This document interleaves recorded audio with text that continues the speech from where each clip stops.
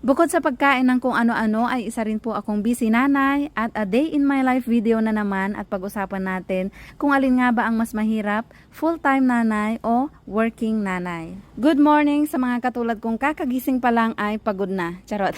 Sa pagising ay umiinom na agad ako ng 2 basong tubig, naghihilamos at nagsusuklay. Magdadala na ako ng mga labahin sa baba. Tagi-tigisa kami ng basket at kung puno na ay ibababa muna. Ako na ang magsasalang at magsasampay mamaya. Sa hapon naman, sila ang magtutupi. So, aking basket ang puno na ngayon, kaya akin ang lalabhan. Ihahanda ko na yung kanilang breakfast at iinitin ko lang yung sopas na niluto ko kagabi. Ito ang dahilan kaya madalas ay marami akong niluluto kasi nga pang breakfast na namin yung iba para hindi na ako mapagod kakaluto. Madilim pa lang ay nagbubukas na ako ng mga bintana at pintuan para naman pumasok agad ang swerte. Charot, ang malamig na hangin.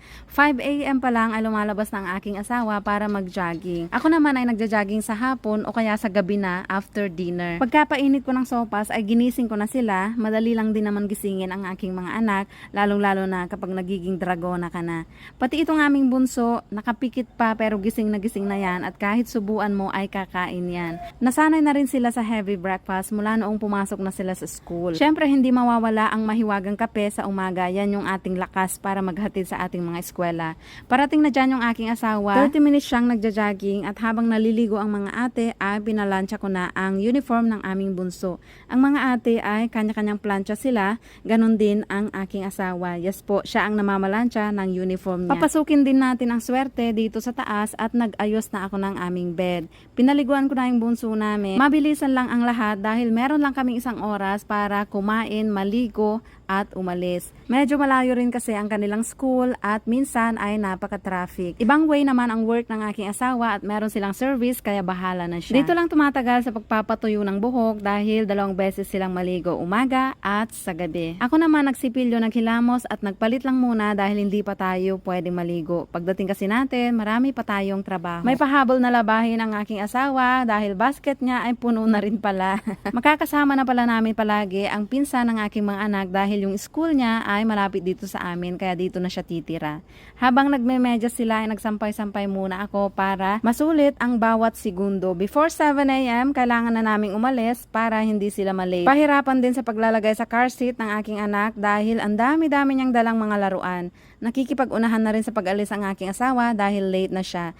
Nagmumotor lang siya dahil nasa harapan lang ng village yung kanilang service. Sa magkakaibang school ko inihahatid ang aking mga anak dahil sila ay high school, grade school at kinder. Maaliwalas pa ang daan banda doon sa amin pero pagdating dito sa sentro dahil maraming school at palengke ay medyo traffic na. Ang transportation dito sa Thailand ay merong motor, merong tuk-tuk at madalang lang yung parang jeepney. Meron din kasing train at bangka dito sa aming lugar.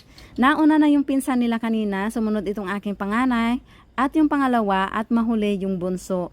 Yung school ng aking bunso ay malapit lang din sa bahay pero huli ko siyang inihahatid dahil masyado pang maaga at para maihatid muna niya ang kanyang mga ate. May mga nag-comment before, mabuti daw marunong akong mag-drive dito at hindi natatakot. Yes po, okay lang naman dahil smooth lang naman ang traffic dito. Mababait naman sila at walang nambubusina. Sa mahigit 10 taon na pagdadrive, paghahatid sundo sa aking mga anak, paggala, pamamalengke, sa awa ng Diyos wala pa naman akong nabangga.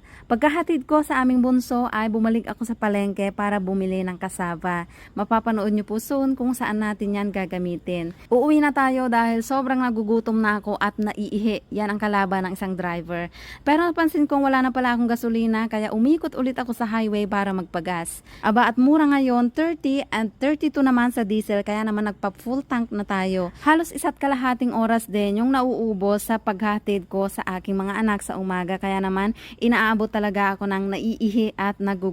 At yan naman talaga yung isa sa mga struggle ng isang nanay tuwing umaga. At umaga pa lang ito, feeling pagod na pagod ka na. Pagod na dahil nasa biyahe pa lang, iniisip ko na yung mga susunod kong mga gagawin. Katulad nitong pag-aayos ng kanilang mga tsinelas. Itinuloy ko na yung pagsasampay bago kumain para naman matuyo na agad.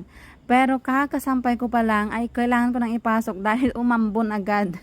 Dahil naubos nila yung sopas kanina, ang kakainin ko ay yung tirang paksiw na bangus kahapon. Hindi ko na ito pinapakain sa kanila dahil sobrang tinik kaya naman nagluluto ako ng ibang pagkain para sa kanila kapag gusto ko ng mga ganitong ulam. Naghugas na ako ng mga plato at naglinis sa aking kusina. Tuwing umaga lang ito nagagamit dahil sa tanghali at hapon ay sa labas ako nagluluto, katulad ng napapanood nyo sa aking mga cooking vlogs.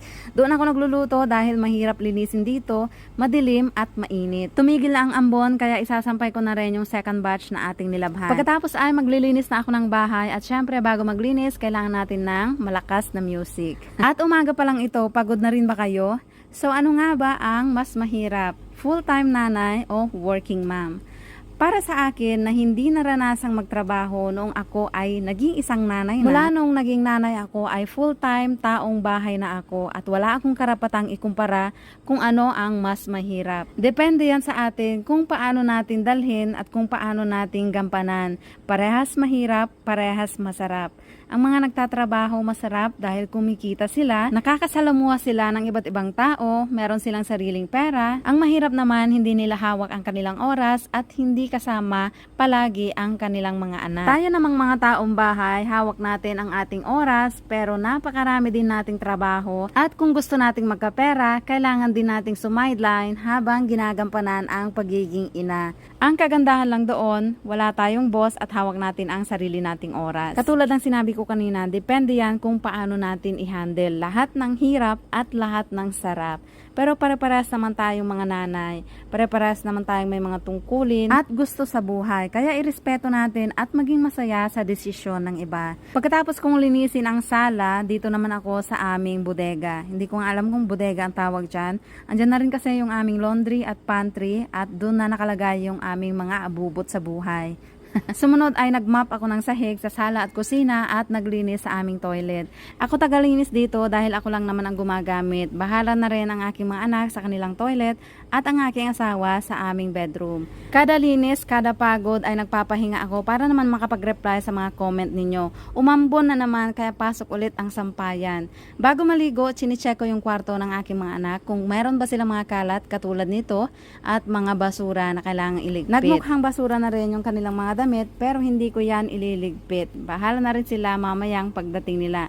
Kapag nagmamadali, ganyan talaga ang nangyayari. Huling lilinisan ko yung aming kwarto pero naligo na muna ako dahil meron na akong naaamoy na namamaho. Ako pala yun. Nagba-vacuum ako everyday sa aming kwarto dahil maraming falling hair. Hindi ko alam kung bakit napakakapal naman ng aking buhok. Puti na ang buhok ng asawa ko kaya hindi ko siya mapagbibintangan. Charon. Papalitan ko na rin ng tubig itong aking mga halaman dito dahil naninilaw na. Nakuha ko pa talaga mag-alaga ng halaman sa loob kahit napakarami ko ng obligasyon sa labas. Ito na yung aking me time o hilata time. Pero ilang sandali lang ay nag-alarm na naman ang aking phone dahil oras na pala para magsundo. Araw-araw naghahanda ako ng prutas para sa aking bunso kapag sinusundo ko siya. Hindi na sa mga ate niya dahil meron silang pera pambili ng snack habang naghihintay sa akin. Kahit anong prutas ay kinakain niya, apple, strawberry, mangga at kahit saging. Araw-araw talaga ay pinapakain ko siya ng prutas para hindi siya gutumin habang nasa biyahe. Kapag natsambahan namin may dumadaan na train ay natatraffic kami sa banda rito. Pero okay lang naman kahit malate kami kaunti dahil nabibili naman yung aking mga anak at safe naman sa kanila. Pagdating namin ay nagbibihis na agad sila dahil napakaasim na nila kasing asim nitong sinigang na salmon na ginawa ko for dinner. Pagkatapos namin kumain, nagligpit na ang aking asawa dahil nahuli siya. Ang mga dalaga naman ang maghuhugas ng plato sa gabi. Maraming oras na makipaglaro ang aking asawa sa aming mga anak at gumawa ng homework. Hindi ko sila natutulungan dahil hindi pa ako marunong magbasa ng Thai. Hindi rin ako nakapag-jogging today kaya nagtupi na lang ako. Bago maligo, chinecheck ko muna ang aking mga anak kung okay ba sila sa kanilang pagtulog. Chinecheck ko na rin kung okay ba yung uniforms nila bukas. Pagkatapos kong maligo ay tulog na rin ang mag-ama at ito na po yung time para ako ay magtrabaho. Dito ako nag-e-edit at nag-i-schedule ng aking mga uploads para mayroon lagi akong maipanood sa inyo at sana po ay nagugustuhan nyo at maraming salamat sa laging pagsuporta. So sa opinion nyo po, alin ang mas mahirap, full-time o working nanay?